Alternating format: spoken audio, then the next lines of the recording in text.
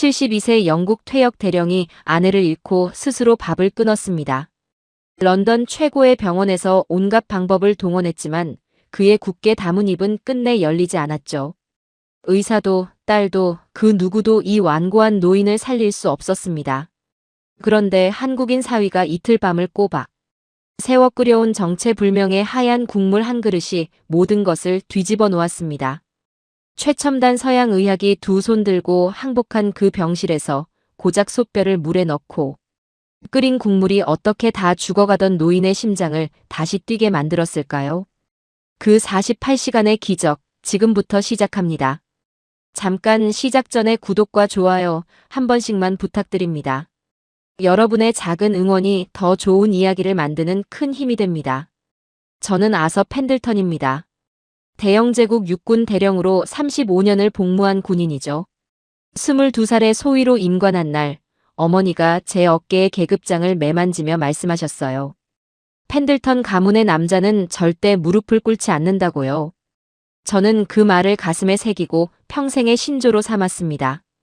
포클랜드 전쟁 당시 남대서양의 칼바람이 뼈를 깎아낼 때도 중동의 모래폭풍이 시야를 완전히 삼켜버린 한밤중의 전장에서도 저는 단 한 번 무릎을 꿇은 적이 없었어요. 제 가슴에 달린 7개의 훈장이 그 증거입니다. 부하가 제 눈앞에서 총에 맞아 쓰러졌을 때도, 작전이 실패해 동료들의 차가운 시신을 직접 수습해야 했을 때도 저는 이를 악물고 다음 명령을 내렸습니다. 감정이란 건 군인에게 허락되지 않는 사치였으니까요. 슬픔을 느끼는 순간 판단이 흐려지고, 판단이 흐려지면 부하들이 죽습니다. 저는 35년 동안 한결같이 그렇게 살아왔고 그것이 옳다고 굳게 믿었어요. 그런 철벽 같았던 제가 한순간에 무너졌습니다. 40해를 함께한 아내 마가렛이 새벽녘에 심장마비로 세상을 떠났어요. 전날 밤만 해도 멀쩡했습니다. 저녁 식사 후 거실 소파에 나란히 앉아 오래된 재즈 음반을 들었죠. 마가렛은 홍차 잔을 무릎 위에 올려놓고 제 어깨에 머리를 기댔어요. 은빛 머리카락에서 라벤더 향이 은은하게 풍겼습니다. 저는 그 모습이 좋아서 팔이 저리는데도 꼼짝 않고 앉아 있었어요. 그녀가 고양이처럼 조용히 잠들었을 때 저는 담요를 가져다 덮어주며 이마에 가볍게 입술을 대었습니다. 40해를 함께했지만 그런 작은 다정함은 여전히 서툴렀거든요. 그때까지만 해도 이것이 우리의 마지막 밤이 될 줄은 꿈에도 몰랐습니다. 다음 날 아침 6시, 평소라면 이미 부엌에서 토스트를 굽고 홍차를 우리고 있을 시간이었어요. 40년 동안 단 하루도 빠지지 않았던 그 일과가 깨진 겁니다. 마가렛은 침대에서 일어나지 않았습니다. 저는 그녀의 이름을 불렀어요. 대답이 없었습니다. 어깨를 흔들었죠. 차가웠어요. 전날 밤 제 어깨에 기대 잠들던 그 따뜻한 체온이 하룻밤 사이에 돌덩이처럼 싸늘하게 굳어버린 겁니다. 저는 아내의 이름을 한 번 더 불렀어요. 마가렛. 한 번 더. 마가렛. 대답은 끝내 돌아오지 않았습니다. 영원히요. 35년 전장에서 동료의 죽음 앞에서도 흔들리지 않았던 저의 두 손이 그 순간 처음으로 걷잡을 수 없이 떨렸습니다. 장례식장에는 제가 군 시절 지휘했던 부하들도 왔어요. 늙어버린 전우들이 경례를 올렸습니다. 저는 기계적으로 답례를 했지만 팔을 드는 것조차 천근만근 무거웠어요. 장례식 내내 저는 눈물 한 방울 흘리지 않았습니다. 군인은 울지 않는다고 평생 그렇게 스스로를 단련해왔으니까요. 조문객들이 제 손을 잡고 위로의 말을 건넸지만 저는 그 얼굴들이 하나도 보이지 않았습니다. 두꺼운 유리병 너머에서 세상을 바라보는 기분이었어요. 소리는 들리는데 뜻이 닿질 않는 그런 기묘한 공허함 속에서 저는 서 있었죠. 참나무관 뚜껑이 천천히 닫히는 것을 지켜보며 저는 느꼈습니다. 저 관 안에 마가렛만 누운 게 아니라 아서 펜들턴이라는 인간도 함께 묻힌다는 걸요. 조문객들이 모두 떠나고 텅 빈 거실에 홀로 남았을 때 저는 비로소 깨달았어요. 눈물이 안 나는 게 아니었습니다. 제 안에서 무언가가 완전히 꺼져버린 거예요. 숯이 다 타고 나면 남는 건 제뿐이잖아요. 제 속이 꼭 그랬습니다. 뜨거운 것도 차가운 것도 아무것도 느껴지지 않았어요. 마가렛이 매일 앉던 소파 쿠션에는 아직 그녀 몸에 자국이 남아 있었고 욕실에는 그녀가 쓰던 치약이 반쯤 짜진 채로 놓여 있었습니다. 마치 잠깐 외출한 사람처럼 집 안 곳곳에 그녀의 흔적이 생생했어요. 그런데 그 사람은 다시는 돌아오지 않는 겁니다. 저는 마가렛의 체온이 남아있는 소파 위에 앉아 그녀가 마지막으로 마시다 남긴 홍차 잔을 가만히 들여다보았습니다. 잔 안에는 차가 말라붙어 갈색 얼룩만 남아 있었어요.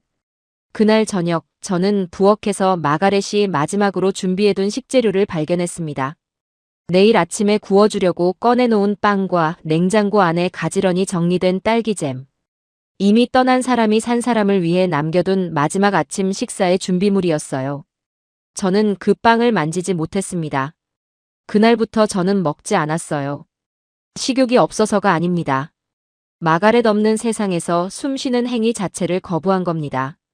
아들도 손자도 없는 저에게 아내는 세상의 전부였어요. 아침마다 식탁에 토스트가 놓이며 나던 바삭한 소리, 일요일이면 오븐에서 퍼지던 로스트 비프의 묵직한 향, 추운 겨울 저녁이면 거실을 가득 채우던 감자 수프의 하얀 김. 그 모든 것이 곧 마가렛이었습니다. 음식은 아내의 존재 그 자체였고 그녀가 사라진 세상에서 혼자 무언가를 입에 넣고 씹고 삼킨다는 건 차마 할 수 없는 배신이었어요.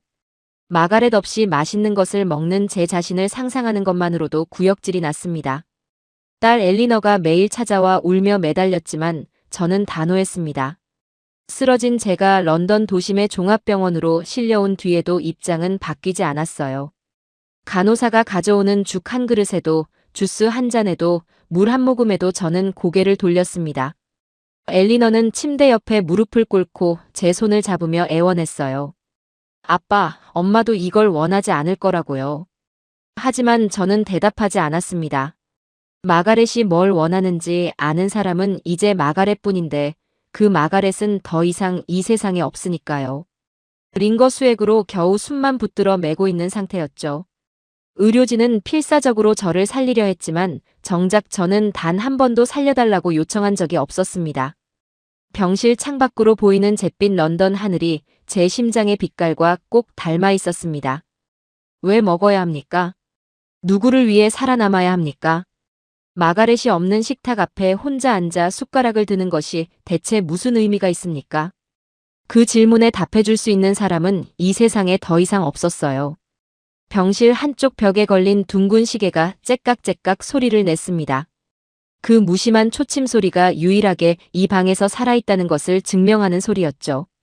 저는 병상 위에서 조용히 눈을 감았습니다. 대영 제국의 대령이 선택할 수 있는 마지막 명예. 그것은 스스로 결정하는 조용하고도 명예로운 퇴장이라고 저는 진심으로 믿고 있었습니다. 입원한 지 닷새가 지났습니다. 병실 벽에 걸린 시계만 째깍거리고 저는 하루 종일 천장만 올려다보며 누워 있었어요.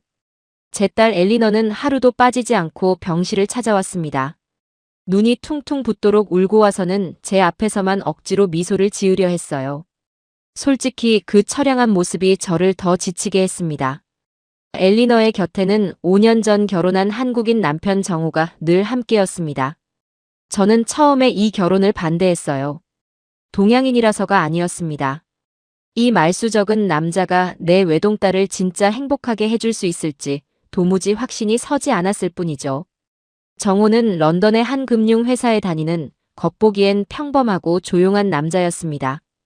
결혼식 날에도 웃음 한번 시원하게 짓지 못하고 긴장한 채 뻣뻣하게 서 있던 모습이 아직도 기억나요. 하객들 앞에서 엘리너의 손을 잡는 것조차 쭈뼛거리던 그 어색한 신랑. 군인인 저의 눈에 정우는 너무 무르고 너무 조용하고 너무 존재감이 없었습니다. 제가 전장에서 만났던 남자들과는 완전히 다른 부류의 사람이었죠. 아내 마가렛은 정우를 좋아했어요. 말은 없지만 진심이 깊은 사람이라고, 그런 사람이 제일 믿음직하다고요. 저는 마가렛의 판단을 존중했지만 마음 한편으로는 온전히 수긍한 적이 없었습니다. 사위에 대한 제 평가는 결혼 5년이 지나도 크게 달라지지 않았어요. 물론 엘리너가 행복해 보이긴 했습니다. 하지만 저는 그것이 정우 덕분인지 아니면 엘리너 스스로의 힘인지 구분하려 하지 않았습니다. 병실에서도 정우는 여전히 말이 없었어요. 엘리너가 제 손을 잡고 아빠 제발 뭐라도 드시라고 울먹일 때 정호는 구석에 서서 쓰레기통을 비우거나 창틀에 먼지를 닦았습니다. 아무도 시키지 않았는데요. 가끔은 제 침대 옆으로 와서 차갑게 식어버린 제 손을 양손으로 감싸 주무르기도 했어요. 그의 손은 금융가에서 일하는 사람답지 않게 두껍고 거칠었습니다. 저는 눈을 감은 채 그 손길을 무시했어요. 사위의 체온이 느껴졌지만 저는 그 따뜻함을 받아들이고 싶지 않았습니다. 따뜻한 것에 마음을 여는 순간 굳게 세워놓은 죽음의 결심이 흔들릴까봐 두려웠거든요. 한 번은 정호가 제 손을 주무르다가 조용히 중얼거린 적이 있어요. 한국말이었는데 무슨 뜻인지는 몰랐습니다. 나중에 엘리너에게 물어보니 아버님 손이 너무 차갑다고 했답니다. 그 말을 듣고도 저는 아무런 감정이 일지 않았어요. 아니, 일어나지 않도록 억눌렀다는 게 더 정확하겠죠. 그런 일상이 닷새째 반복되고 있었습니다. 그러던 어느 날부터인가 정호가 보이지 않았어요. 엘리너 혼자 와서는 붉게 충혈된 눈으로 병실 소파에 앉아 제 곁을 지켰어요. 평소보다 불안해 보였습니다. 초조하게 휴대전화를 확인하다가 다시 제 얼굴을 들여다보다가를 반복하더군요. 가끔 전화가 오면 복도로 나가 작은 목소리로 통화를 하고 돌아왔는데 돌아올 때마다 표정이 달라져 있었습니다. 이틀째 정호가 나타나지 않자 저는 퉁명스럽게 물었습니다. 정호는 어디 갔느냐고요? 솔직히 왜 그걸 물었는지 저도 모르겠어요. 별로 궁금하지 않다고 스스로에게 말했는데 입에서 먼저 튀어나와 버린 겁니다. 어쩌면 그건 죽으려는 사람도 가질 수 있는 아주 작은 호기심이었는지도 모릅니다. 엘리너는 잠시 머뭇거리더니 아빠를 위해 뭔가를 찾으러 런던 외곽으로 나갔다며 말끝을 흐렸습니다. 표정이 묘했어요. 걱정과 기대가 뒤섞인 저도 처음 보는 딸의 얼굴이었죠. 뭘 찾으러 갔다는 건지, 이 런던에서 무엇을 구한다는 건지 더 캐물으려다 저는 입을 다물었습니다. 죽으려는 사람이 세상사에 관심을 보이는 것 자체가 모순이니까요. 이틀 뒤 이른 새벽 병실 복도에서 느릿한 발소리가 들려왔습니다. 병실 문이 조용히 열리고 정호가 들어왔어요. 저는 잠든 척 눈을 감고 있었지만 그 발소리의 무게가 평소와 확연히 달랐습니다. 축 처진 극도로 지친 사람의 발걸음. 마치 사흘간의 강행군을 마치고 겨우 돌아온 병사 같은 소리였어요. 호기심을 참지 못하고 눈꺼풀 사이로 살짝 정호를 훔쳐보았어요. 그의 몰골은 완전히 엉망이었습니다. 턱에는 이틀치 수염이 거칠게 자라 있었고 눈 밑에는 짙은 다크서클이 내려앉아 있었어요. 셔츠는 구겨질 대로 구겨져 있었고 소매를 걷어올린 팔뚝에는 군데군데 작은 화상 자국이 보였습니다. 손톱 사이에는 검은 그을음이 끼어 있었고 소매 끝에 묻은 붉은 얼룩은 분명 핏자국이었어요. 엘리너가 정호를 보자마자 달려가 그의 팔을 잡았습니다. 작은 목소리로 뭐라고 속삭이는 게 들렸지만 저는 잠든 척하느라 알아듣지 못했어요. 다만 엘리너가 정호의 손등을 가만히 쓰다듬는 것만은 보았습니다. 무엇보다 이상했던 것은 냄새였습니다. 정호의 몸 전체에서 짙은 장작타는 그을음 냄새와 비릿한 날고기의 향이 묘하게 뒤엉켜 풍겨왔어요. 런던 금융가의 말끔한 양복 차림으로 매일 출근하던 그 사람에게서 마치 도축장과 숯가마를 이틀 내내 오간 사람 같은 야생의 냄새가 나다니요. 소독약 냄새로 가득했던 병실 안에 그 원시적인 냄새가 순식간에 퍼졌습니다. 저는 전장에서 오래 복무한 군인입니다. 피 냄새와 연기 냄새를 구분할 줄 알아요. 정호에게서 나는 건 분명히 그 두 가지가 뒤섞인 냄새였습니다. 전장에서 야전 취사를 할 때 맡았던 그런 종류의 냄새요. 다만 하나 다른 점이 있었어요.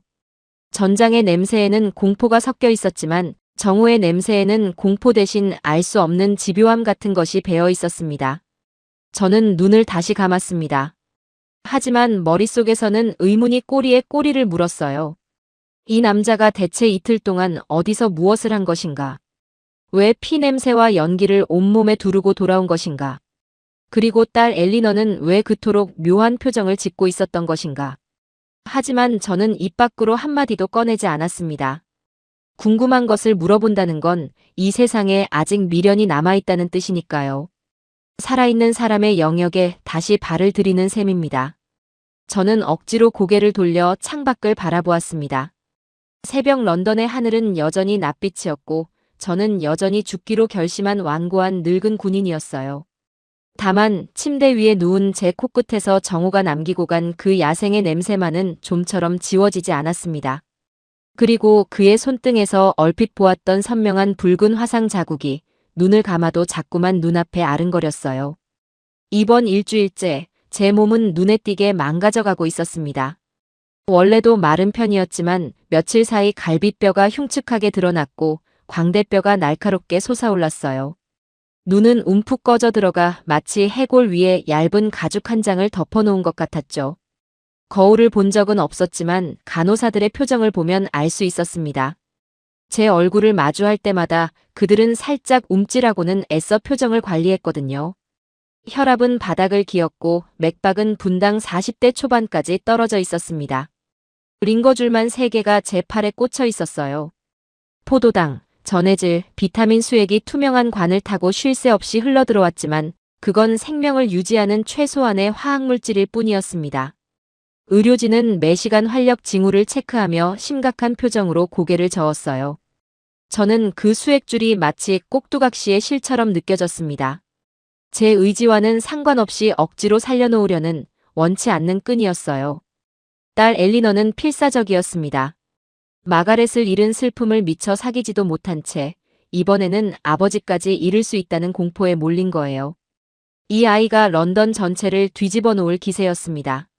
하루가 멀다 하고 새로운 음식을 들고 나타났습니다. 첫 번째 날은 런던에서 가장 유명하다는 프랑스 레스토랑의 수석 셰프에게 부탁해 만든 송로버섯 콩소매였어요. 맑고 투명한 황금빛 국물이 고급 도자기 그릇에 담겨왔죠. 은은한 트리플 향이 뚜껑을 열자마자 병실 가득 퍼졌습니다. 한 숟가락에 몇만 원이나 하는 보통 사람은 평생 한번 맛보기 힘든 수프라고 했어요. 저는 냄새만 맡고 고개를 돌렸습니다. 두 번째 날은 부드럽게 갈아낸 프랑스식 비시수아지였어요. 크림의 농도를 최소한으로 줄여 위에 부담이 없게 만들었다는 셰프의 친필 설명이 적힌 메모까지 함께 왔습니다. 저는 그 정성스런 메모를 읽지도 쳐다보지도 않았어요. 세 번째 날은 유기농 닭을 8시간 동안 정성스레 고아 만든 치킨 브로스가 왔어요. 투명하게 맑은 국물 위에 파슬리 잎이 한 장 떠 있었습니다. 네 번째 날에는 영양학 박사가 환자 상태에 맞춰 특별히 배합했다는 고단백 미음이 등장했어요. 박사가 직접 병실까지 와서 이 미음의 영양 성분을 설명했지만 저는 천장만 바라보았습니다. 다섯 번째 날에는 일본에서 공수한 최고급 가스오붓이 다시 국물까지 나왔어요. 엘리너가 얼마나 수소문을 했는지 그 국물을 만든 일본인 셰프가 직접 보온 용기에 담아 병원까지 배달해왔을 정도였습니다. 하나같이 최고의 재료로 최고의 솜씨를 가진 사람들이 만든 음식이었어요. 세상에서 가장 비싸고 가장 정성이 담긴 음식들이 줄줄이 제 침대 머리맡에 놓였습니다. 하지만 그 음식들의 냄새가 코끝에 닿는 것만으로도 속이 뒤집어지는 구역질이 치밀어 올랐어요. 아무리 고급 재료를 쓰고 명셰프가 만들었다 한들 제게는 전부 똑같았습니다. 살아있는 것들의 냄새. 저는 살아있는 것들의 세계에서 이미 스스로 걸어 나와버린 사람이었어요. 문 앞에 아무리 좋은 것을 놓아두어도 안에서 빗장을 걸어 잠근 사람에게는 아무 소용이 없는 법이죠. 엘리너는 매번 손도 대지 않은 음식을 가져갈 때마다 병실 복도에서 한참을 서성이다 갔어요. 나중에 한 간호사가 조심스럽게 저에게 말해준 이야기입니다. 따님이 정말 많이 힘들어하고 계신다고요. 6번째 날 저녁 엘리너가 또 새로운 은쟁반을 들고 왔습니다. 정호도 함께였어요. 이번에는 스코틀랜드산 연어를 저온에서 오랜 시간 익혀 만든 무스라고 했습니다. 입안에서 살살 녹을 테니 씹지 않아도 된다고 딸이 떨리는 목소리로 설명했어요. 엘리너의 눈 밑에는 잠을 못 잔 흔적이 짙게 내려앉아 있었습니다. 이 아이도 이미 한계에 다다르고 있었어요. 무언가가 제 안에서 끊어지는 소리가 났어요. 참았던 분노가 한꺼번에 폭발하고 말았습니다. 다 치워라. 냄새나는 것들 당장 내 눈앞에서 치워. 침대에서 반쯤 몸을 일으킨 저는 앙상하게 마른 팔을 있는 힘껏 휘둘러 은쟁반을 후려쳤어요. 쨍그랑 하는 금속성의 날카로운 파열음과 함께 은쟁반이 바닥으로 떨어지고 연어 무스가 병실 바닥 여기저기에 튀었습니다. 분홍빛 무스가 하얀 병실 타일 위에 처참하게 흩어졌어요. 간호사가 황급히 뛰어들어왔고 엘리너는 두 손으로 얼굴을 감싸 쥔 채 무너지듯 그 자리에 주저앉았습니다. 딸의 어깨가 격하게 떨리고 있었어요. 소리 없이 하지만 온몸을 떨며 울고 있었습니다. 한 달 사이에 어머니를 잃고 아버지마저 잃어가고 있는 32살 여자의 등이 그때 참 작아 보였어요. 정호는 아무 말 없이 바닥에 무릎을 꿇었어요. 깨끗한 셔츠 무릎이 바닥에 튄. 음식물로 젓는 것도 개의치 않고 묵묵히 쏟아진 것들을 맨손으로 하나하나 주워 담았습니다. 손가락 사이로 미끈한 무스가 흘렀지만 정호는 인상 한번 찡그리지 않았어요. 저는 소리치고 싶었어요. 나를 제발 편안하게 죽도록 내버려 두라고. 왜 자꾸 먹을 것을 들이미느냐고. 이 늙은 군인이 마지막으로 선택한 것은 존엄한 죽음인데 제발 그것만은 빼앗지 말아달라고요. 저는 군인답게 죽고 싶었습니다. 누군가의 연민에 기대어 질질 끌려가는 삶은 원치 않았어요. 하지만 정호가 바닥을 닦다 잠깐 올려다본 눈빛이 제 입을 다물게 했습니다. 그건 원망의 눈빛이 아니었어요. 분노도 실망도 아니었습니다. 묘하게 단단한 무언가를 결심한 사람의 눈이었어요. 이 정도의 폭언과 모욕으로는 절대 꺾이지 않겠다고 말없이 선언하는 것 같았죠. 저는 그 시선이 불편해서 고개를 창밖으로 돌렸습니다. 런던의 밤하늘은 가로등 불빛에 물들어 별 한 점 보이지 않았어요. 정호가 음식물을 다 치우고 엘리너의 어깨를 감싸 안은 채 조용히 병실을 나가는 소리가 들렸습니다. 문이 닫히고 나서야 저는 작게 한숨을 내쉬었어요. 가슴 한구석이 묘하게 쓰렸지만 저는 그 감정의 정체를 파악하기 전에 눈을 질끈 감아버렸습니다. 감정을 느끼는 것은 살아있다는 증거이고 저는 그것을 스스로에게 허락하고 싶지 않았으니까요. 하지만 바닥에 무릎 꿇고 음식을 닦아내던 정호의 뒷모습이 어둠 속에서도 선명하게 떠올랐습니다. 35년 군 생활 동안 수많은 부하를 지휘했지만 저렇게 아무런 대가도 기대하지 않고 누군가의 치욕과 모멸을 저렇게 묵묵히 받아내는 사람은 본 적이 없었어요. 이번 8째 날 아침 주치의 스미스 박사가 회진을 왔습니다. 런던 왕립의과대학 출신으로 내과 분야에서 이 사람보다 권위 있는 의사는 영국 전체를 뒤져도 손에 꼽을 정도였어요. 제가 군에서 현역으로 복무할 때 고위 장교들의 건강을 전담하던 의사이기도 했죠. 공적으로는 저를 환자로, 사적으로는 오랜 지인으로 알고 있는 사람이었습니다. 스미스 박사는 저를 오랫동안 담당해왔기에 제 성격을 누구보다 잘 알고 있었습니다. 그가 수많은 모니터와 수치가 빼곡히 적힌 차트를 들고 병실로 들어왔어요. 뒤에는 레지던트 2명과 수간호사가 따라왔습니다. 스미스 박사의 표정은 런던의 겨울 안개만큼이나 차갑고 건조했어요. 이 사람은 원래 환자 앞에서 감정을 일절 드러내지 않는 타입이었지만 오늘은 평소보다 더 무표정하고 경직되어 있었습니다. 35년 군 생활에서 배운 것이 하나 있다면 지휘관이든 의사든 감정을 감추려 애쓸수록 전할 소식이 나쁘다는 것이었어요. 저는 본능적으로 알았습니다. 스미스 박사는 침대 옆에 서서 차트를 펼쳤습니다. 그리고 제가 아닌 딸 엘리너를 바라보며 말하기 시작했어요. 따님, 대령님의 최신 검사 결과를 말씀드리겠습니다. 장기 기능 자체에는 현재 큰 이상이 없습니다. 심장도 간도 신장도 이 연세치고는 놀라울 만큼 건강한 편이에요. 혈중 산소 포화도도 아직 정상 범위를 유지하고 있고요. 35년간 군 생활을 하신 분답게 기초 체력의 저력이 단단합니다. 보통 이 나이에 이 정도 단식을 했으면 벌써 장기 손상이 시작되었을 겁니다. 잠깐 말을 멈춘 스미스 박사가 안경을 고쳤으며 이어 말했어요. 문제는 환자 본인의 극심한 우울증과 생존 의지의 완전한 상실입니다. 솔직하게 말씀드리겠습니다. 현대의학은 부러진 뼈를 붙이고 암세포를 제거하고 멈춘 심장을 다시 뛰게 할 수는 있습니다.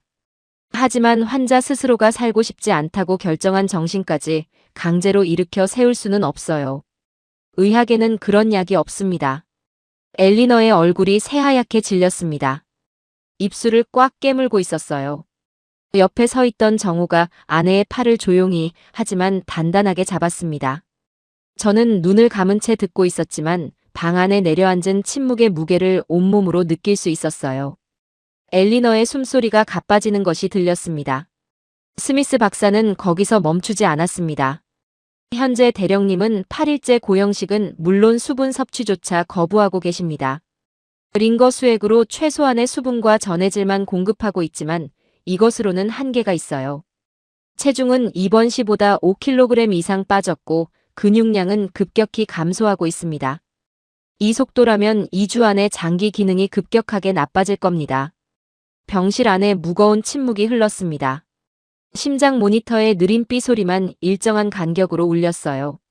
스미스 박사는 차트를 조용히 덮으며 더 이상 감쌀 수 없다는 듯 사무적인 목소리로 결론을 내렸습니다. 이제 자연적인 경구 섭취는 불가능한 상태입니다. 위장관에 튜브를 삽입해 직접 영양분을 주입하거나 고농축 영양수액에 전적으로 의존하는 수밖에 없습니다. 두 가지 선택지가 있습니다. 어떤 방법을 선택하시겠습니까? 저는 천장을 바라보며 그 대화를 듣고 있었습니다. 속으로 쓸쓸하게 비웃었어요. 부러진 뼈는 붙일 수 있지만 부서진 마음은 고칠 수 없다니. 그게 당신들이 그토록 자랑하는 현대의학의 결론이란 말입니까?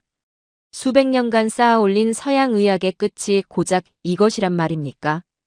투명한 수액과 위장관 튜브라니. 저는 마음속으로 스미스 박사에게 말했어요. 당신은 훌륭한 의사입니다. 하지만 당신의 의학은 인간의 몸을 고장난 기계 부품처럼 대할 뿐이에요. 수치를 재고 데이터를 분석하고 적정량의 화학물질을 투입하죠. 모든 것이 정확하고 과학적입니다. 하지만 영혼이 무너져 내린 이유에는 관심이 없어요. 왜 이 72세 노인이 먹기를 완강히 거부하는지, 무엇이 이 사람에게 살아갈 이유였는지, 아내가 떠난 자리를 대체 무엇으로 채울 수 있는지에 대해서는 당신의 차트 어떤 칸에도 기록되어 있지 않잖아요. 엘리너가 스미스 박사에게 목이 쉰 소리로 물었어요. 다른 방법은 정말 없느냐고. 약이든 치료든 무엇이든 할 테니 방법을 알려달라고. 스미스 박사는 잠시 뜸을 들이다 짧게 고개를 저었습니다. 정신과 전문의 상담을 강력히 권유했지만 저는 이미 3번이나 상담을 거부한 상태였죠. 환자 본인이 거부하는 정신과 치료를 강제로 실시할 법적 근거도 없었습니다. 스미스 박사는 마지막으로 저를 한번 바라보았어요. 오랜 세월 담당 환자로 지켜봐온 사람의 눈에 안타까움이 아주 잠깐 스쳤다가 사라졌습니다. 그리고는 사무적으로 고개를 숙이고 병실을 나갔어요. 그것은 의학의 이름으로 포장된 항복 선언이었습니다. 회진이 끝나고 의료진이 하나둘 빠져나간 뒤 간호사가 차가운 링거 바늘을 내 왼팔 정맥에 새로 꽂았어요. 투명한 액체가 가느다란 관을 타고 느릿느릿 흐르기 시작했어요. 생명을 연장하는 화학물질. 하지만 그 안에는 어떠한 온기도 위로도 사람의 마음도 존재하지 않았습니다. 그저 차갑고 무미건조한 의학적 처치, 기계적인 연명일 뿐이었어요. 링거 수액이 제 혈관을 타고 흐르는 동안 저는 생각했습니다. 이것이 과연 살리는 것인가 아니면 죽음을 미루는 것인가. 제가 단 한 번도 원한 적 없는 시간을 누가 시키지도 않았는데 억지로 늘려놓는 것뿐이 아닌가. 마가렛은 저 세상에서 저를 기다리고 있을 텐데 이 투명한 액체가 그 만남을 계속 미루고 있는 거라고 저는 그렇게 생각했습니다. 엘리너와 정호는 복도에 나가 한참을 서 있었어요. 닫힌 문 너머로 둘의 작은 대화 소리가 어렴풋이 들렸습니다. 엘리너의 흐느낌과 그것을 달래는 정호의 낮은 목소리. 무슨 말인지는 알아듣지 못했지만 정호의 목소리에는 뭔가 단단한 것이 실려 있었어요. 포기가 아닌 무언가를 완전히 결심한 사람의 어조였습니다. 그리고 그 다음 날 이른 아침 정호는 엘리너에게 무언가를 말한 뒤 다시 사라졌습니다. 이번에는 엘리너도 함께였어요. 병실에는 저 혼자만 남았습니다. 차가운 링거 수액과 째깍거리는 시계 소리와 함께요. 정호와 엘리너가 사라진 뒤 병실은 오히려 고요해졌습니다. 간호사만 정해진 시간에 들어와 링거를 교체하고 활력 징후를 확인했어요. 저는 그 정막이 좋았습니다. 방해받지 않고 조용히 눈을 감고 있을 수 있으니까요. 하지만 이상하게도 그 고요함 속에서 자꾸 정호의 냄새가 떠올랐어요. 장작불과 피의 냄새. 그리고 그의 손등에 새겨져 있던 붉은 화상 자국. 죽으려는 사람의 머릿속에 왜 자꾸 산 사람의 흔적이 배회하는지 저 자신도 이해할 수 없었습니다. 한 번은 반쯤 잠이 들었을 때 마가렛의 꿈을 꾸었어요. 마가렛이 부엌에서 무언가를 끓이고 있었는데 이상하게도 그 부엌에 정호가 함께 서 있었습니다. 꿈에서 깨고 나서 한참을 멍하니 천장을 바라보았어요. 이틀이 지난 새벽이었어요. 동이 트기 직전 런던의 하늘이 가장 어두운 시간이었습니다. 병실 문이 천천히 그리고 조심스럽게 열렸어요. 정호와 엘리너가 함께 들어왔습니다. 이번에는 분위기가 달랐어요. 전에는 두 사람 모두 지치고 절망에 찌든 표정이었는데 오늘은 뭔가 결연한 기운이 감돌았습니다. 무엇보다 엘리너의 눈빛이 완전히 달라져 있었어요. 밤을 새운 듯 눈은 퉁퉁 부어 있었지만 그 안에 전에 없던 불꽃 같은 것이 서려 있었습니다. 정호의 두 손에는 묵직한 보온통이 들려 있었어요. 낡고 투박한 금속 보온통이었습니다. 어디서 구했는지 모르지만 새 것은 분명 아니었어요. 아마 런던 어딘가의 한국 식료품점에서 빌려왔거나 한국인 지인에게 급히 구한 것 같았습니다. 정호의 몰골은 이틀 전보다 더 처참했어요. 수염은 더 길어져 있었고 눈 밑의 다크서클은 거의 검은색에 가까웠습니다. 셔츠에는 기름때가 얼룩져 있었고 양 손등에는 전보다 더 많은 화상 자국이 빨갛게 부풀어 올라 있었어요. 손가락 끝이 검게 그을려 있었습니다. 엘리너가 제 침대 곁으로 다가왔어요. 그리고 떨리는 목소리로 말했습니다. 아빠, 제발 이것만은 드셔보세요. 정호가 아빠를 위해 이틀 밤을 꼬박 새워 만들었어요. 저는 대답하지 않았습니다. 또 시작이구나 하고 생각했어요. 프랑스 수프든 일본 국물이든 이제 질릴 만도 한데 아직도 포기를 모르는 건가. 하지만 엘리너는 이번에는 물러서지 않았어요. 딸의 눈에 눈물은 있었지만 그 아래로 단단한 각오가 깔려 있었습니다. 마가렛을 닮은 그 고집스러운 눈빛이었어요. 엘리너가 눈물을 닦으며 정호가 이틀 동안 무엇을 했는지 설명하기 시작했어요. 스미스 박사가 사실상의 항복 선언을 한 그날 밤 복도에서 엘리너가 오열하고 있을 때 정호가 조용하지만 단호한 목소리로 말했답니다. 한국에는 죽어가는 사람도 살려내는 음식이 있다고. 뼈를 고아 만드는 국물인데 자기 어머니가 아버지가 위암 수술을 했을 때 3일 밤낮을 끓여서 한 숟가락씩 먹였다고요. 의사가 회복까지 석 달은 걸린다고 했는데 한 달 반 만에 퇴원했다면서요. 한국에서는 어머니들이 가족이 아프면 반드시 이 국물을 끓인다고 했답니다. 정호는 제대로 된 식재료를 구하기 위해 엘리너가 운전하는 차를 타고 런던 외곽까지 갔어요. 한국식 곰탕에 적합한 크고 단단한 사골을 구할 수 있는 곳은 런던 시내의 일반 정육점에는 없었거든요.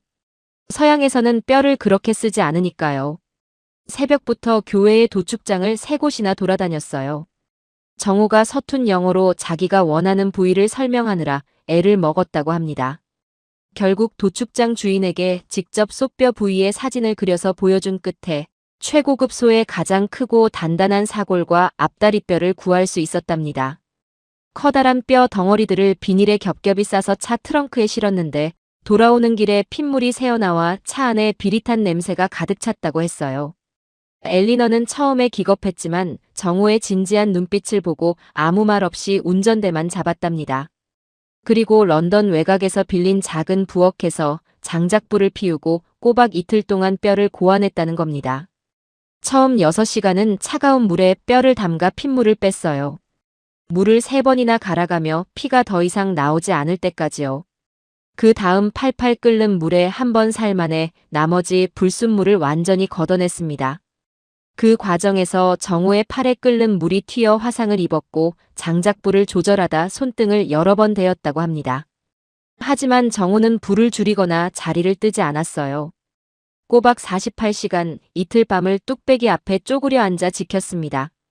떠오르는 기름기와 불순물을 정성스럽게 걷어내고 국물이 줄면 물을 채우고 장작불의 세기를 손바닥으로 느끼며 조절했어요.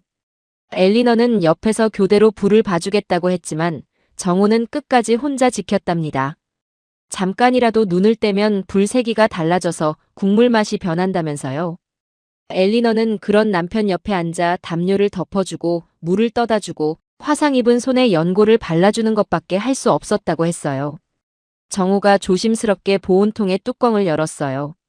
그 순간 병실 안에 새하얀 김이 피어올랐습니다. 소독약과 링거 수액 냄새가 가득하던 차가운 병실에 뜨겁고 진한 생명의 향기가 퍼진 거예요. 정우가 가져온 작은 그릇에 국물을 따랐습니다. 뽀얗고 짙은 액체가 흘러나왔어요. 크림이나 버터가 들어가지 않았음에도 그것은 마치 순백의 우유처럼 짙고 농밀한 빛을 띠고 있었습니다. 이제껏 제 앞에 놓였던 그 어떤 고급 수프와도 전혀 다른 색이었어요. 인공적인 화려함이 아니라 뼈의 가장 깊은 곳에서 뽑아낸 원초적이고 묵직한 생명의 색깔이었습니다. 하얀 국물에서 올라오는 김이 병실의 차가운 공기와 만나 부드럽게 퍼져나갔어요. 그 순간 이상하게도 구역질이 나지 않았습니다.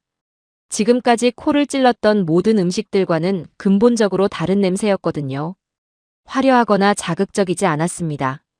마치 갓 태어난 아기를 감싸는 어머니의 체온 같은 소박하지만 거부할 수 없는 따뜻함이 코끝을 스쳤어요. 저는 반사적으로 고개를 돌리려다가 그만 멈추고 말았습니다. 일주일 넘게 굳게 닫혀있던 제 코가 이 냄새에만은 반응한 거예요. 저도 모르게 한 번 더, 그리고 한 번 더 깊이 들이쉬었습니다. 마가렛이 아침마다 부엌에서 무언가를 끓일 때 나던 따뜻한 김의 감촉이 문득 떠올랐어요. 이 하얀 김이 그때의 기억과 겹쳐지는 것 같았습니다.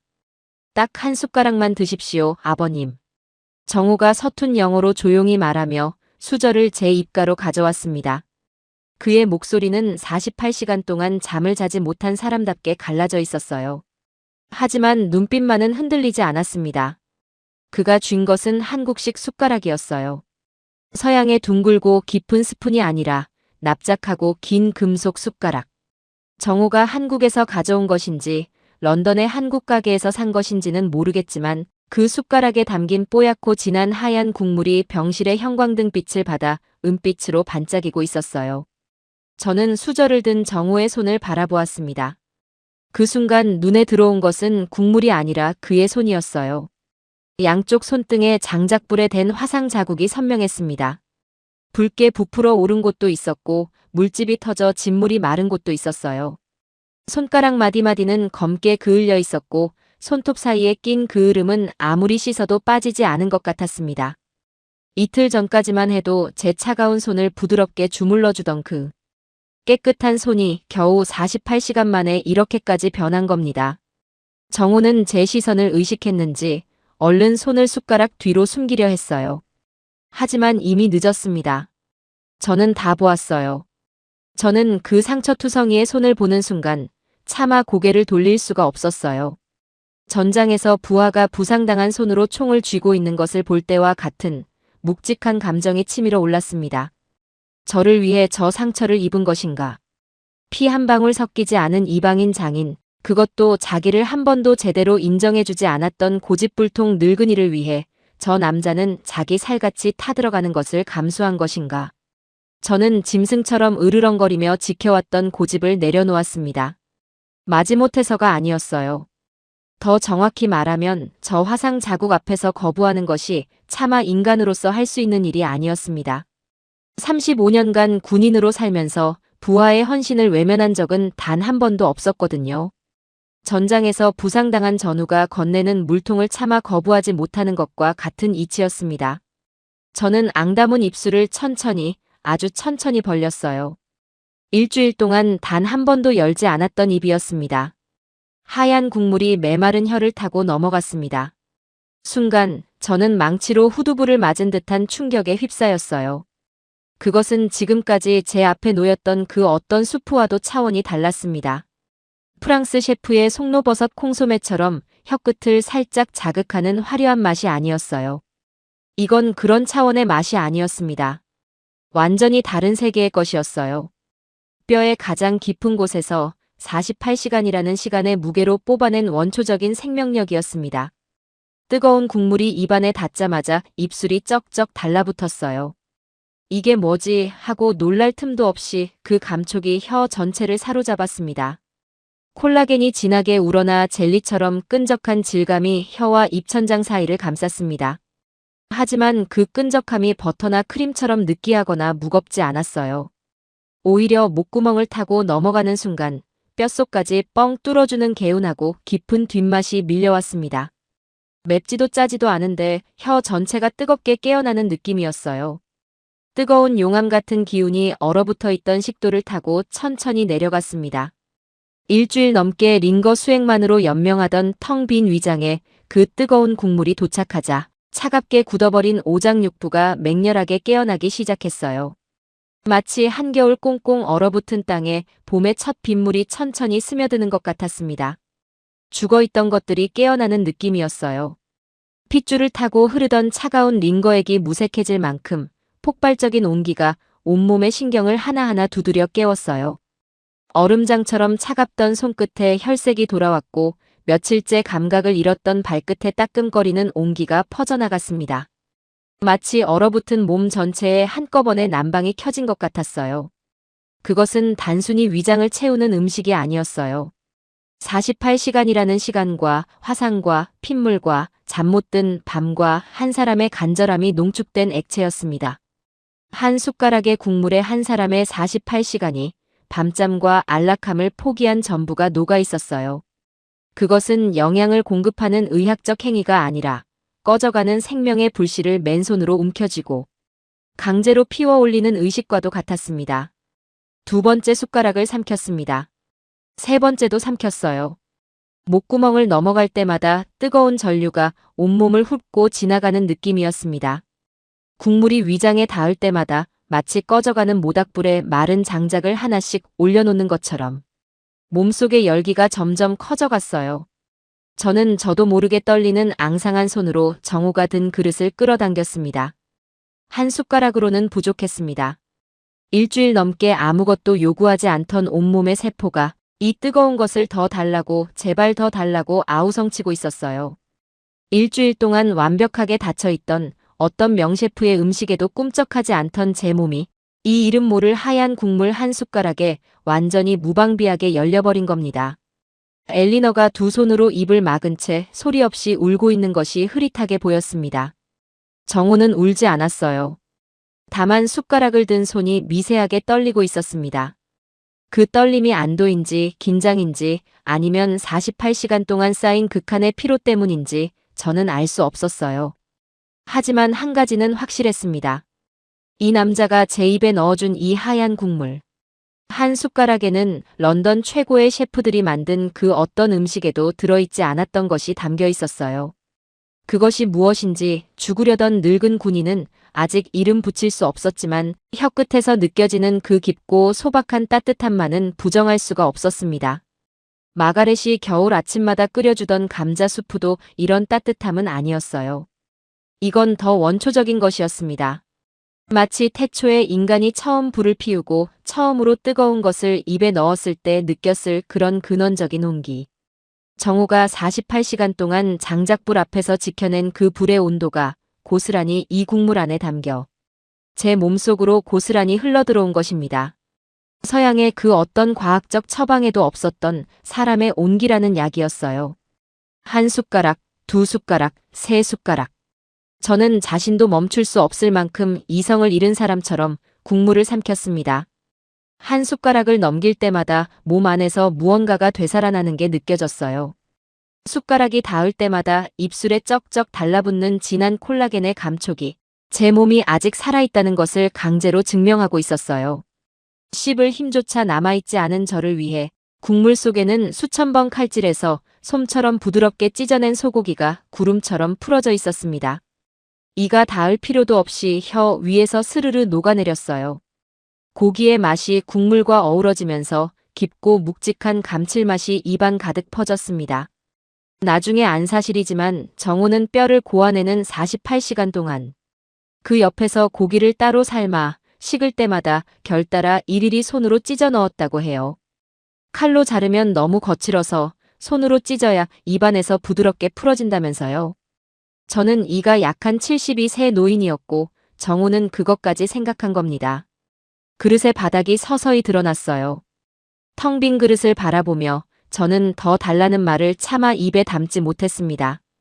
대영 제국의 대령이 사위에게 밥을 더 달라고 하다니.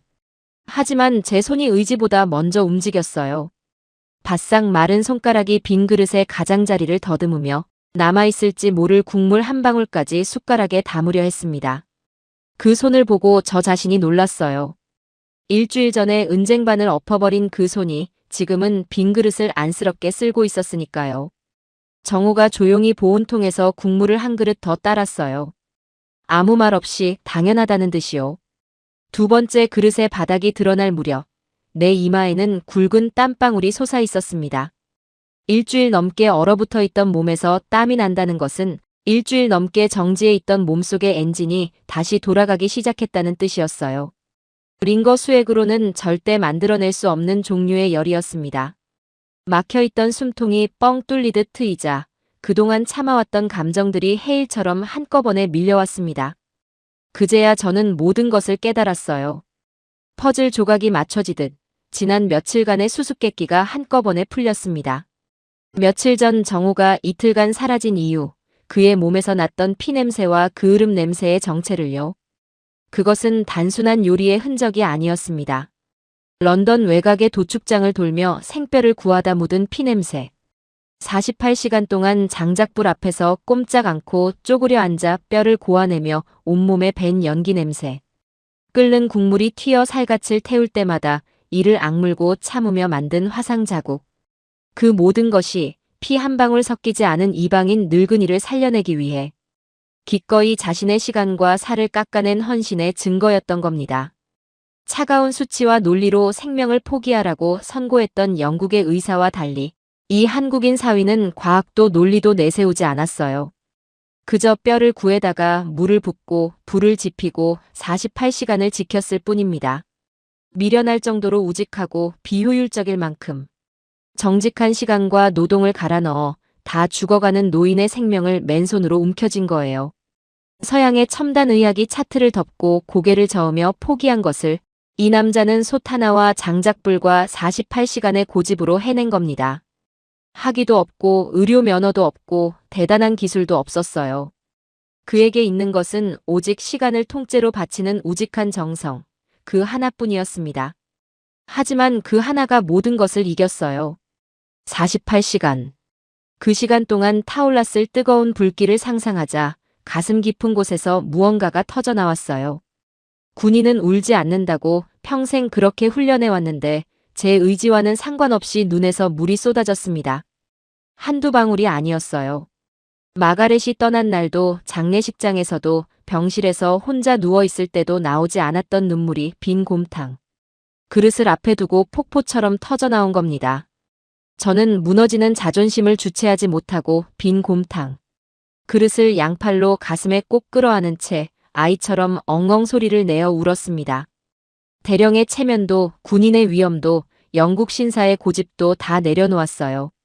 아니, 이 하얀 국물이 그 모든 것을 녹여버렸다는 게 더 정확하겠죠. 72년을 살면서 단 한 번도 이렇게 운 적이 없었어요. 전장에서도 동료의 장례식에서도 아내의 관 앞에서도 흘리지 않았던 눈물이었습니다. 그 눈물에는 마가렛을 잃은 슬픔도 세상에 등을 돌리고 스스로를 죽음으로 몰아넣었던 회한도 딸 엘리너에게 남긴 상처에 대한 미안함도 그리고 무엇보다 한 번도 제대로 인정해주지 않았던 사위의 헌신 앞에서 느낀 뼈저린 부끄러움이 모두 섞여 있었어요. 자네이. 이 따뜻한 국물이. 목이 메어 말이 이어지지 않았습니다.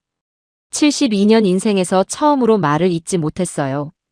전장에서 부하들 앞에서 명령을 내릴 때는 한 번도 막힌 적이 없는 이 입이 사위 앞에서는 한마디가 이렇게 어려웠습니다.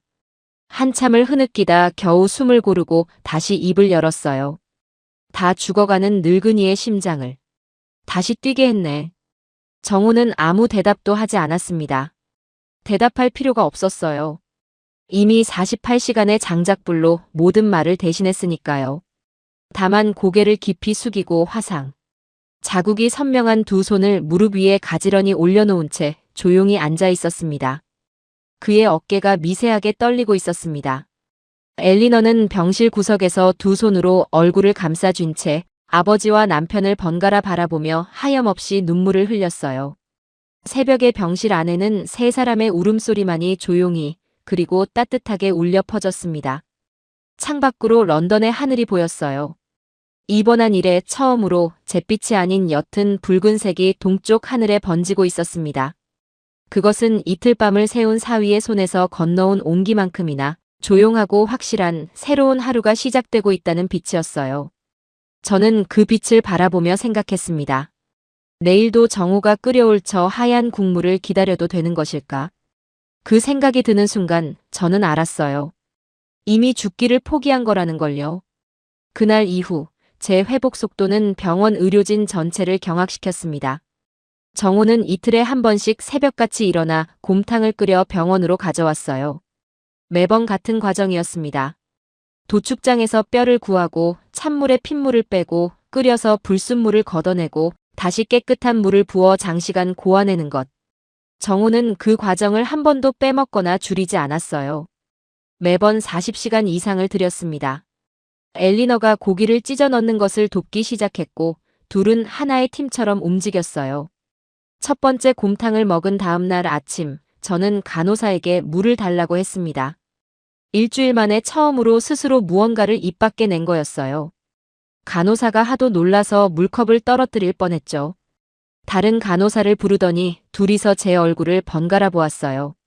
환자가 입을 열었다고 수간호사에게 뛰어가 보고하는 소리가 복도에서 들렸습니다. 사흘째에는 오트밀 죽을 반 그릇 먹었어요. 나흘째에는 삶은 달걀 흰자를 씹었고 닷새째에는 토스트 한 조각을 통째로 먹었습니다.